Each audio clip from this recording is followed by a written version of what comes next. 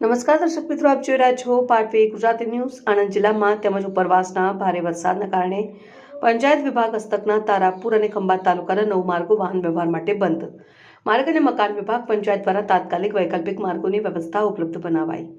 રાજ્યમાં ચાલુ ચોમાસા દરમિયાન પડેલા ભારે વરસાદને કારણે ઉપરવાસમાંથી આવતા પાણીના વધેલા પ્રવાહને પગલે આણંદ જિલ્લાના કેટલાક માર્ગો પર વાહન વ્યવહારને અસર થઈ છે.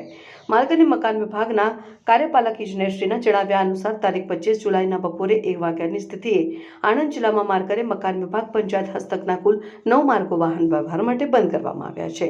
તેમાં તારાપુર તાલુકાના 7 અને ખંભાત તાલુકાના 2 માર્ગોનો સમાવેશ થાય છે.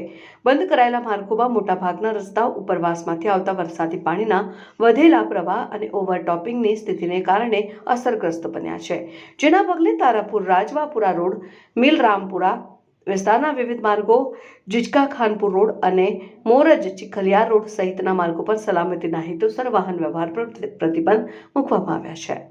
માર્ગ અને મકાન વિભાગ દ્વારા તાત્કાલિક ટીમ મોકલીને અસરગ્રસ્ત વિસ્તારોમાં જ્યાં શક્ય હોય ત્યાં વૈકલ્પિક માર્ગોની વ્યવસ્થા ઉપલબ્ધ કરાવીને માર્ગોની સ્થિતિ પર સતત દેખરેખ રાખવામાં આવી રહી છે. આ માર્ગો પૈકી કેટલાક સ્થળોએ પાણીનો પ્રવાહ ઘટ્યા બાદ માર્ગો ફરી શરૂ કરવાની કામગીરી હાથ ધરવામાં આવશે, જેના કારણે આ માર્ગો માટે 28 જુલાઈ સુધીમાં સ્થિતિ સામાન્ય થવાની સંભાવના વ્યક્ત કરવામાં આવી છે.